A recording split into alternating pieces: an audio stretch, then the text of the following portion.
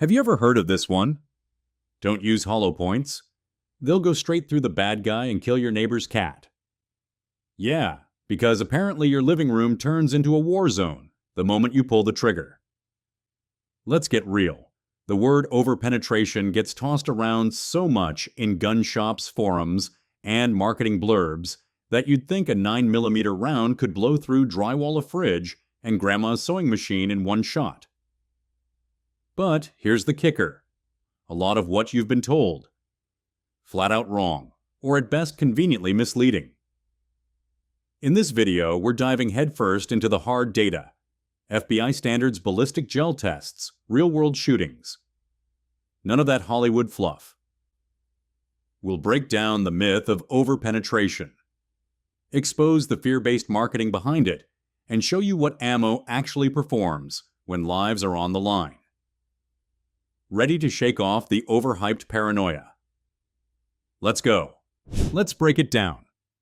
Not like you're hearing it for the first time, but like no one's ever said it right. Overpenetration isn't just a bullet going through the bad guy. It's when that round still carries enough kinetic energy after defeating soft tissue to punch into whatever's behind the target, whether that's drywall furniture or your cousin minding his own business on the couch. But here's what many folks miss. Not every exit wound equals danger. The real question is how much energy is left after it exits, and how controlled that exit is. The FBI's 12 18-inch gel standard. That wasn't pulled out of a hat. It's based on thousands of data points from actual shootings, where rounds didn't stop the threat either because they didn't reach vital organs, or because bone-deflected shallow penetrating rounds like they were pebbles. You want reliable. You want controlled expansion and consistent depth. And, fun fact, some overpenetration cases are actually under-expansion failures. That bonded hollow point you trusted. If it clogs with fabric and fails to bloom, it acts like a damn FMJ. So the real threat isn't just going through, it's going through without doing its job on the way. If there's a moment that kicked off the modern obsession with handgun performance, it was a blood-soaked spring day in Miami, 1986. The infamous FBI Miami shootout. 2 violent bank robbers versus 8 trained FBI agents. Hundreds of rounds fired. 2 agents killed, 5 wounded. But here's the detail that changed everything. A 9mm round hit one suspect in the chest. Penetrated but didn't stop him.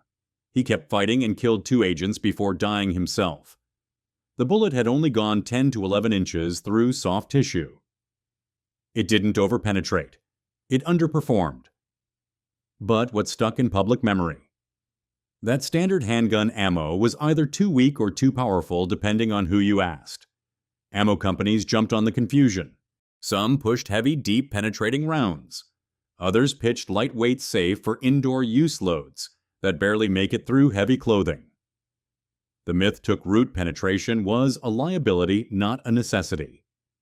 What the Miami shootout really taught was this. A bullet that doesn't reach vital organs is a liability. One that does and stops inside, that's ideal. But nuance doesn't sell ammo. Fear does.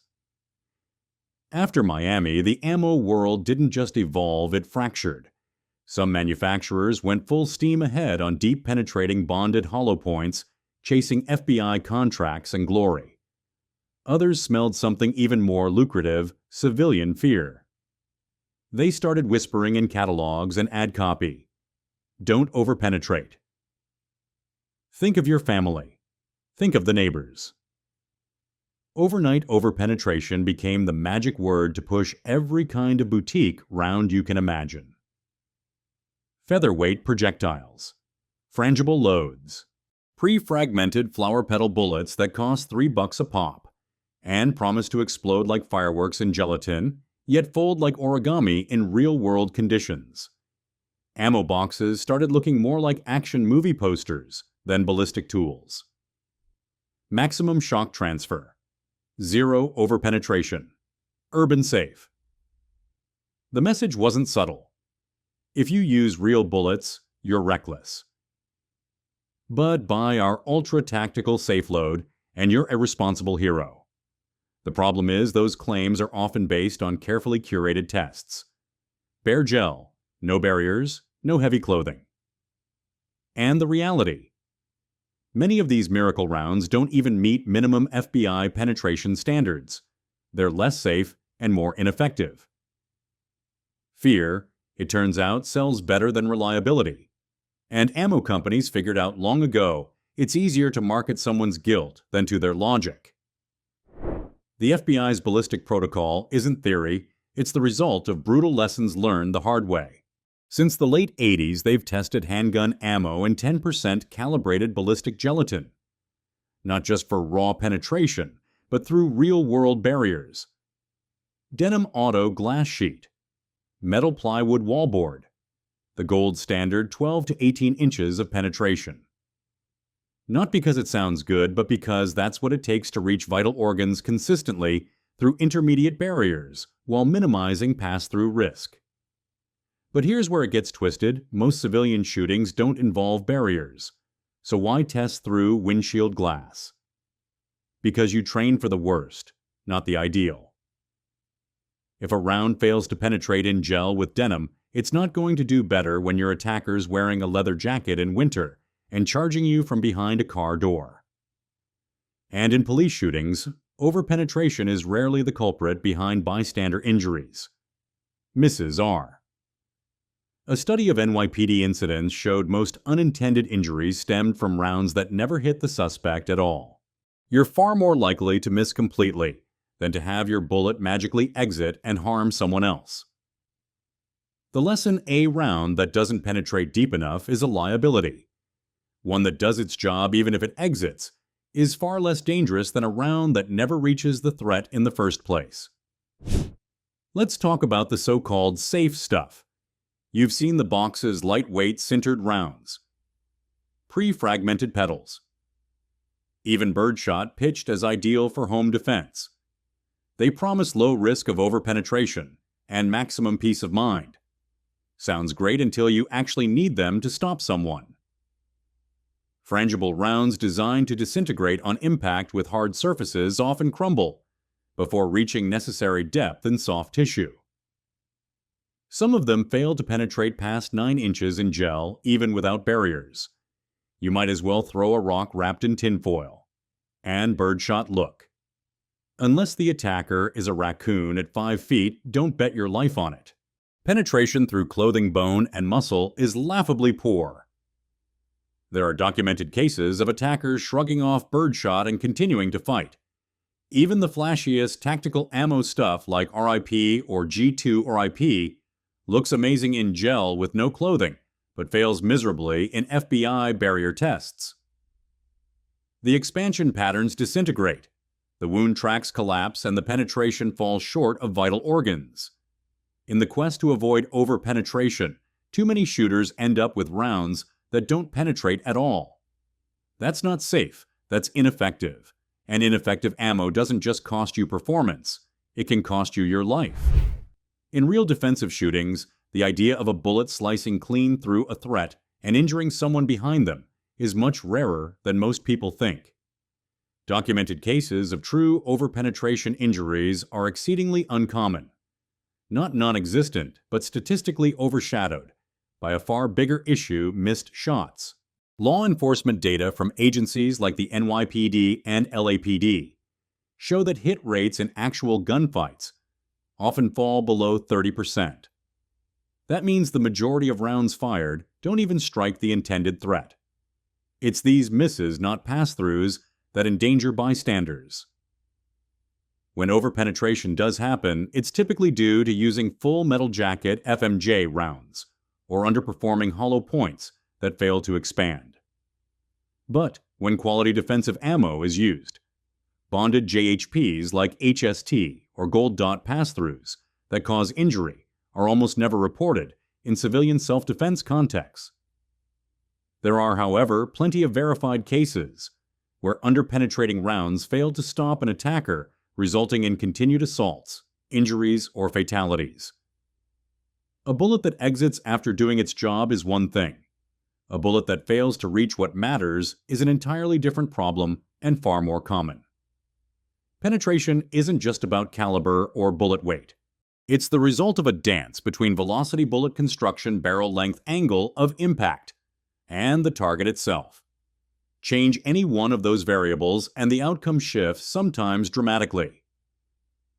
Take velocity. A 124-grain gold dot fired from a 4.5-inch duty pistol will behave very differently than the same round coming out of a compact with a 3-inch barrel. That drop in muzzle speed can mean less expansion, deeper penetration, or in some cases, failure to expand at all. Bullet design plays an even bigger role. Bonded hollow points are engineered to stay together through barriers. While some traditional cup and core designs may fragment or veer off-path when hitting bone. Even something as seemingly small as the angle of entry, say, hitting a rib at 45 degrees instead of head-on, can alter the trajectory inside the body, reducing effective depth. And then there's the material you're shooting into. Soft tissue, ballistic gel, a heavy winter coat followed by a leather jacket. That's not ballistic gel anymore. That's resistance, and resistance reshapes results. Assuming that all rounds behave the same way in all guns, in all situations, is the surest path to false confidence.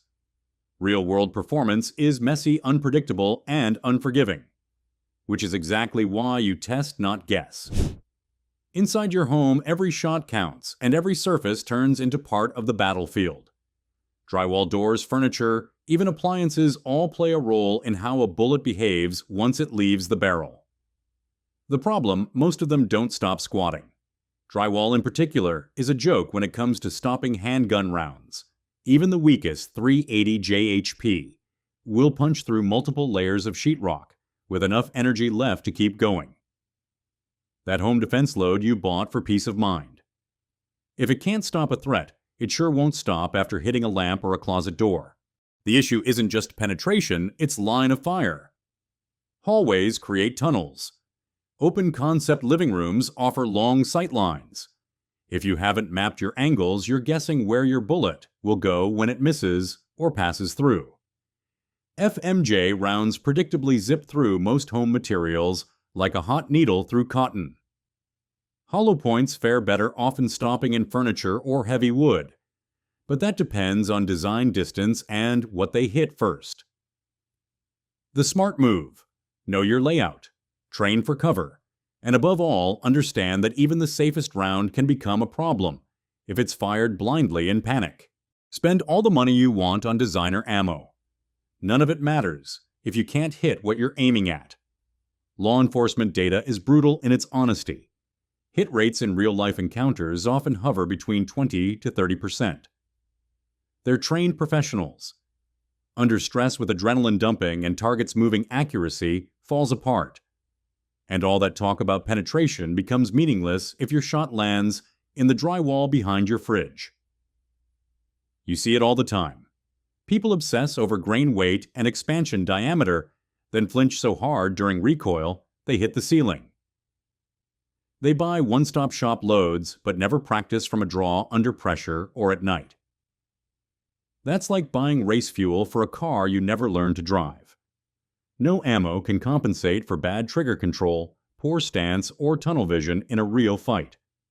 The round doesn't make the man. The skill behind the shot does. If you're serious about home defense, put more rounds downrange at the range. And not just at static paper. Move, shoot, reload. Make decisions under stress. That's where survival lives. And that's the part no ammo box can promise you. So what actually works? The short answer: what law enforcement trusts. Rounds like Federal HST Speer Gold Dot Winchester Ranger, Hornady Critical Duty. They're not sexy, but they work. Consistent expansion barrier, blind penetration, and proven street performance. These aren't gimmicks. They're workhorses with reputations built in blood and ballistic gel. When choosing your defensive load, ignore the marketing fireworks. Look for ammo that passes the FBI protocols. 12-18 inches in gel-controlled expansion through denim wood glass and metal.